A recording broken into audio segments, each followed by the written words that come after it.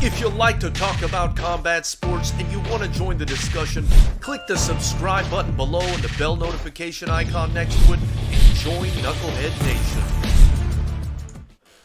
What's going on, Knuckleheads? Welcome back to the FightersRep video podcast, aka FRVP. I'm your host, the FightersRep, and today we're going to be talking about Caleb Plant versus Vincent Feigenbutz.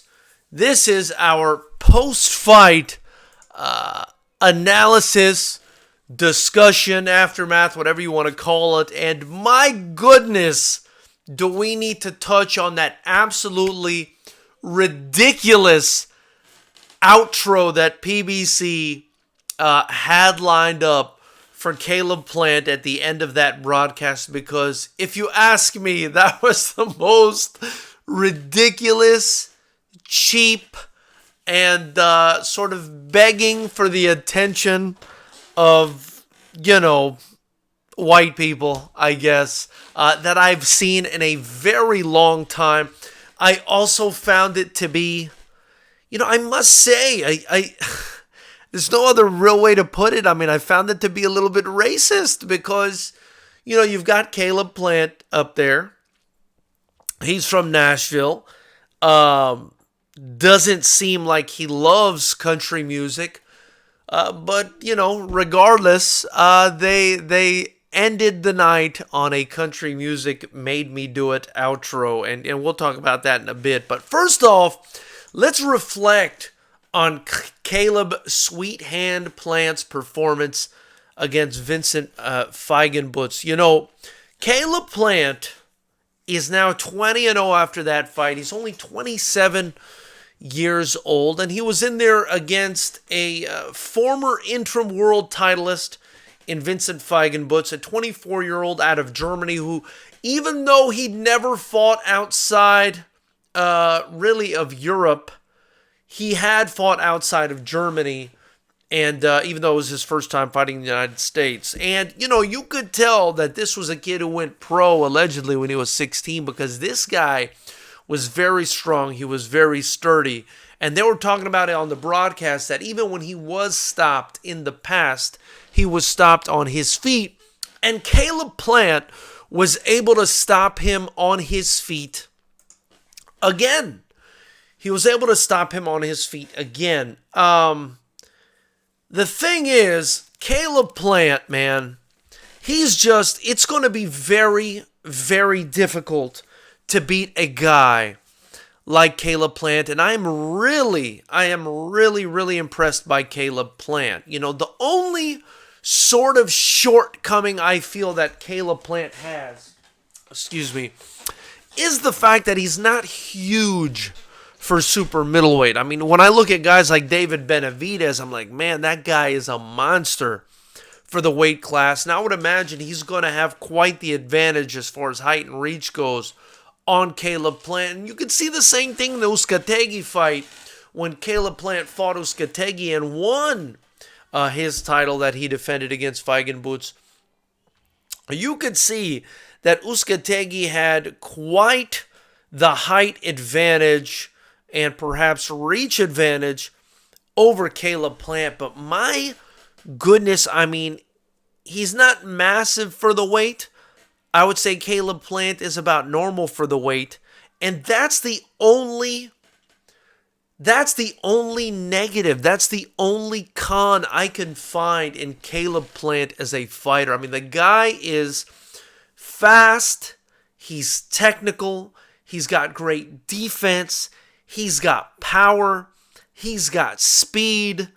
The kid's got confidence. I mean, this guy is just oozing with confidence, and he's just a fantastic fighter to watch. He's got great movement. I mean, really, there are no significant drawbacks to this guy's ability in fighting. And, I just find him hard to bet against. And on the broadcast, it was Joe Goosen who said that he believes Caleb Plant is the best guy at 168 pounds right now. The other two titleists, of course, are David Benavidez and Callum Smith. And I would say, based on their most recent performances, I would have to agree. I do think Caleb Plant is the best guy in the division right now. Now, that being said, all of these fights would be neck and neck, whether it's Caleb Plant against Benavidez, whether it's Caleb Plant against Callum Smith.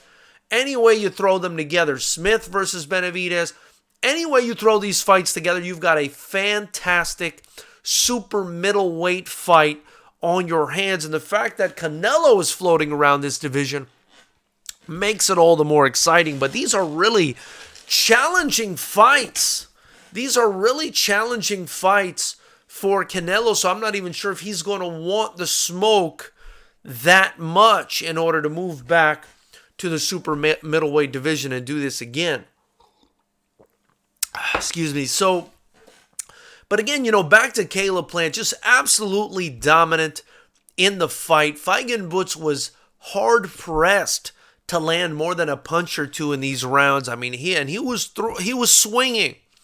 He was attempting to connect all the time, but he just did not have the offensive arsenal. He did not have what it takes to land a good punch on Caleb Plant, who showed fantastic defense. I mean, you could even see the influence of Floyd Mayweather, because I believe Caleb Plant trains at the Mayweather gym. I've actually run into him in Las Vegas, believe it or not. And the interesting thing about Caleb Plant, besides that, is I believe he was an IKF kickboxer at some point, so I've been trying to get him on the channel and see. But anyway, my point is, you could see the influence of Floyd Mayweather on Caleb Plant at one point, and they did show it in slow motion. He actually did a shoulder roll and put himself in position to land the counter just like Floyd Mayweather used to do.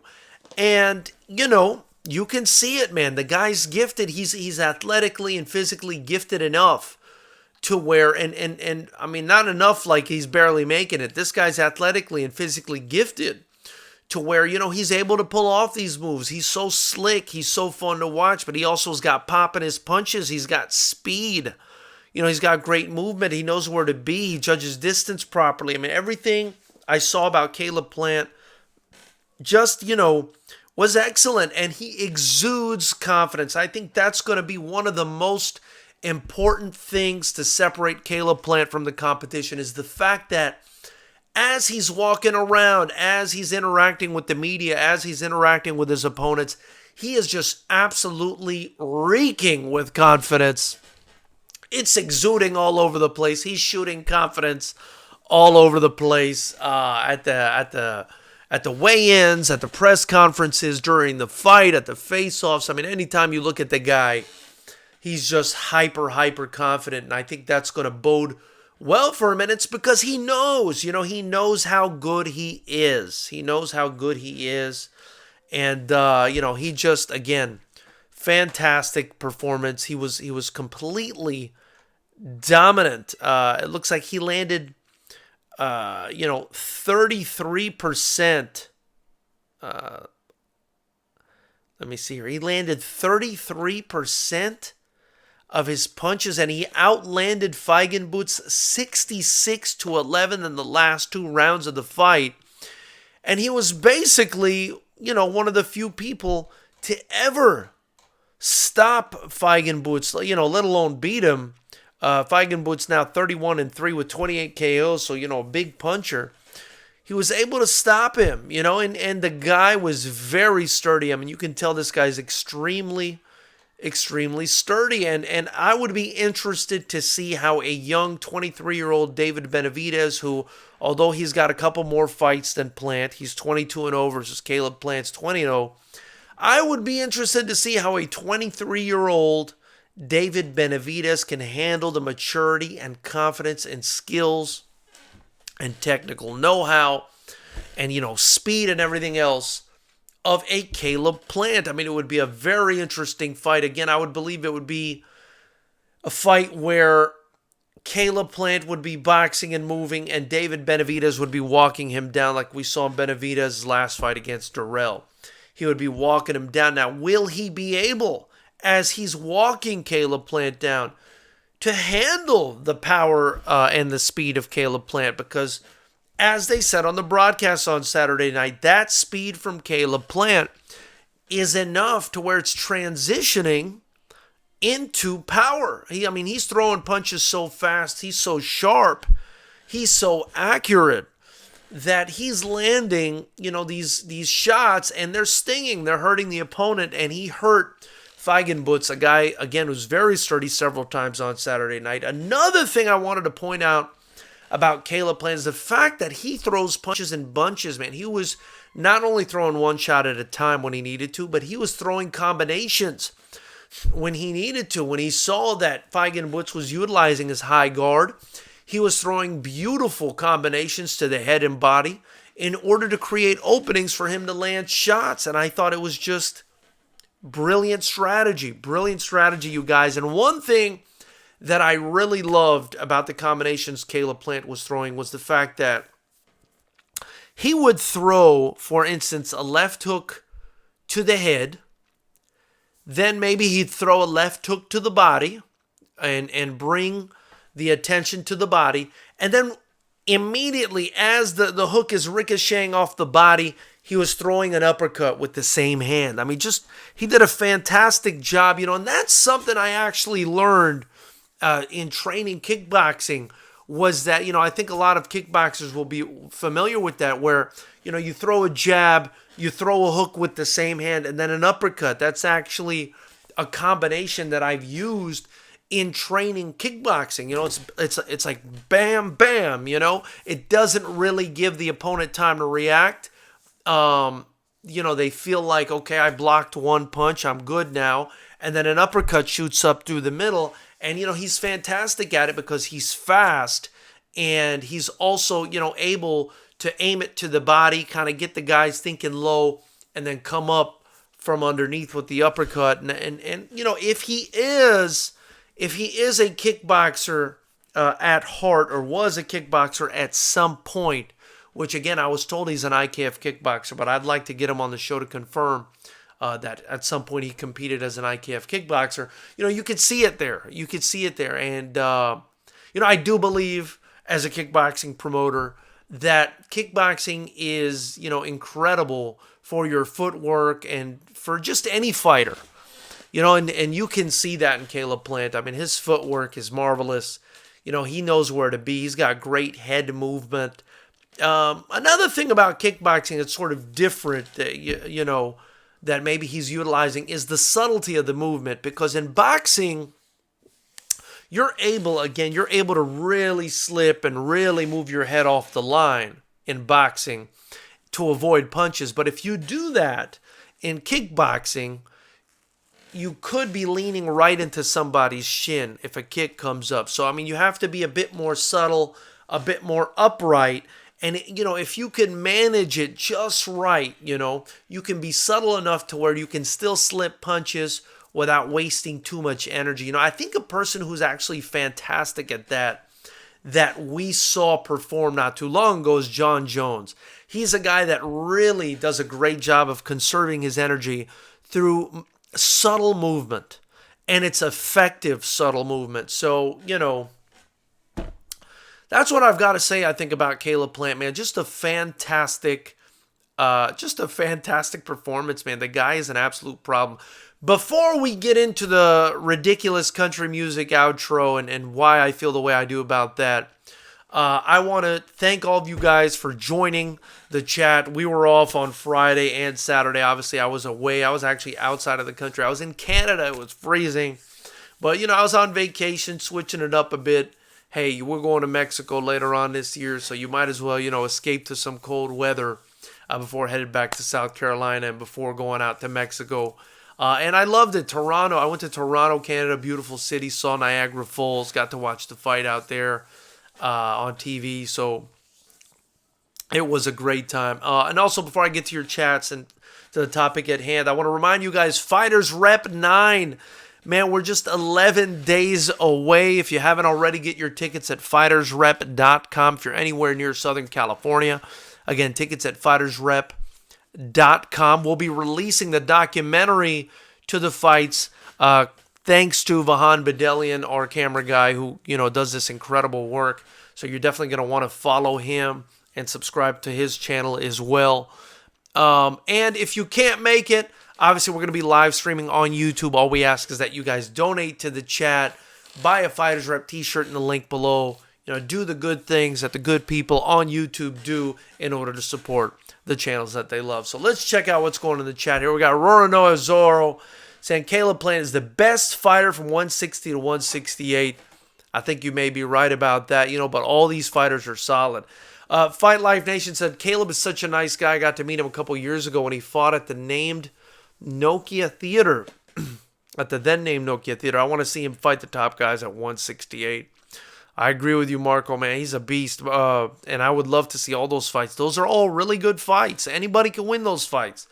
But I just feel like Caleb Plant is he's a level up. He's a slight level up from these other guys, in my opinion. Roronoa Zorro says, I personally want Charlo to clean out 160, then go to 168 for a Plant fight. That would be huge. Fight Life Nation says, 168 is such a fun division to watch. Guys look big and hit hard, but still have a lot of speed. I wish we had a Super 6 style tournament to grow the division again. That would be a good idea, man. That was a great tournament. That's the tournament that gave us, Andre Ward. So definitely. 0710, thank you so much for joining the chat, brother. Hit that subscribe button if you guys already haven't, and the like button and the bell notification icon. We do this Monday, Wednesday, and Friday at 7 p.m. Pacific and immediately after all the big fights. 0710 says, Fight Hub asked Caleb after the fight if he would be willing to fight Canelo in May. He said it's not enough time. What do you think? I do think it's not enough time. I do think if Caleb is going to fight Canelo, if they were going to offer him that fight, he would want as much time as possible to prepare for that fight. That's a huge fight. That's a career-defining, a career-defining fight for definitely for Caleb Plant. I mean, it's a great fight for Canelo too, because that's a very tough fight, and I think Canelo would earn a ton of respect by taking a fight like that. I'm not sure if Canelo would take a fight like that, to be honest with you. Let's see. I mean, he may be at a point in his career where he's just going to take easier fights and try to, capture more titles at different weight classes. Who knows? Fight Life Nation says, if he turns down a Canelo fight, he's a fool. That's a mainstream establishing fight. You don't pass on that. Fight Life Nation, our brother Marco, I don't think he would ever turn down a Canelo fight. I mean, I don't think anybody would turn down a Canelo fight, even if they felt like they were going to lose the fight, because it's such a lucrative fight. Who's going to turn down Canelo Alvarez? That's basically like winning the lottery at this point. But, that being said, I think Caleb Plant would want as much time as possible to train for that fight, because he would want to win that fight. He would want to win that fight, and you got to respect him for that. I mean, he always comes to win. He always comes with maximum confidence. He looks better every time he steps in there. He stopped Andy Lee, or was that his name, Andy Lee? The guy, I think, or Mike Lee. I think it was Mike Lee. Stopped Mike Lee. Stopped now Feigenbutz. He's fighting some sturdy, durable, tough guys, and he's finishing them. Uzcategui was a tough guy too. He dropped him, I think, a couple times in that fight. I mean, tough guy, so interesting, interesting to see Caleb Plant do his thing. I think he's great, man. I think he's great. I think he's one of the really few, guys that's an all-around fighter, skilled in every facet of the game. He's very much, in my opinion, I'm not saying that he's Terrence Crawford yet, but I'm saying he's Terrence Crawford-esque, because he's just good at everything. You don't really see any holes in his game.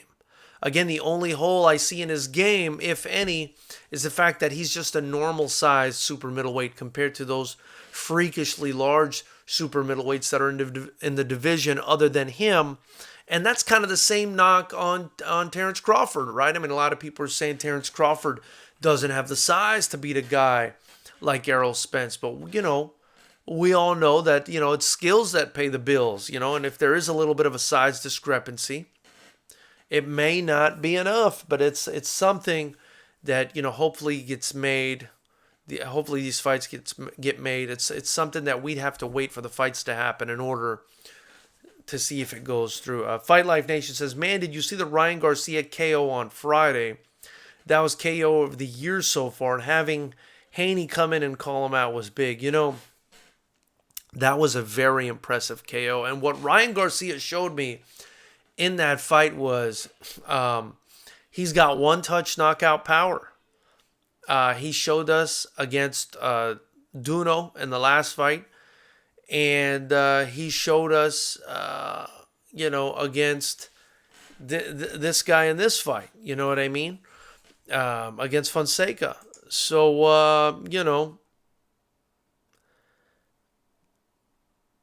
hold on. So,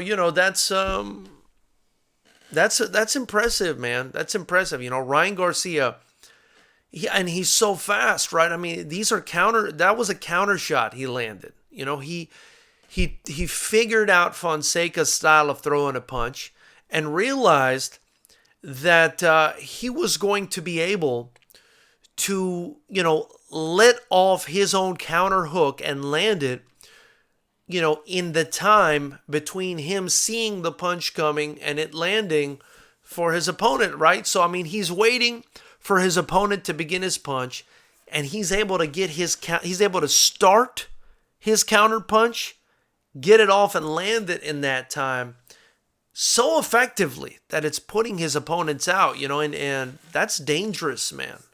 That's dangerous, for somebody to be able to throw a hook that's that effective and that hard in a split second like that.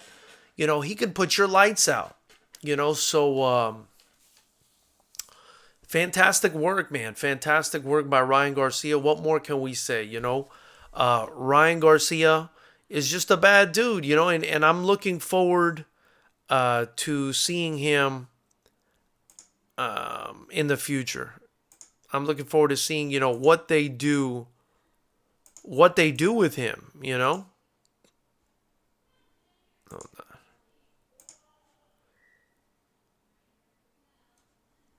Okay. So anyway. So, knuckleheads, that's pretty much all I have for you guys today. I mean, I just thought Caleb Plant did a fantastic job. I think he's a real menace in the division. And, I'm looking forward to what he does next. I'd love to see him fight Smith. I'd love to see him fight Benavidez. I think the Benavidez fight is the one that everybody wants to see. It's the one that he wanted, according to his call out after the fight. And I'd be interested to see who wins that fight, because I could see, you could see Benavidez winning that fight. But, I just feel like right now, Plant is the one with the better skills. And I always go with the guy with the better skills. So, I mean, tell me what you guys think. For you guys watching on the replay, like, comment, subscribe. Tell me what you think about Caleb Plant. Tell me who you think, he's going to get next and how that fight goes, knuckleheads. And I appreciate your time very much. That's all I've got for you guys tonight. But we'll be back on Wednesday at 7. And obviously, as we close in on FightersRep 9, we hope that you guys tune in and check that out. But anyway, knuckleheads, thank you guys for your time. Until next time, keep it clean. I'm the FightersRep, and I'm out.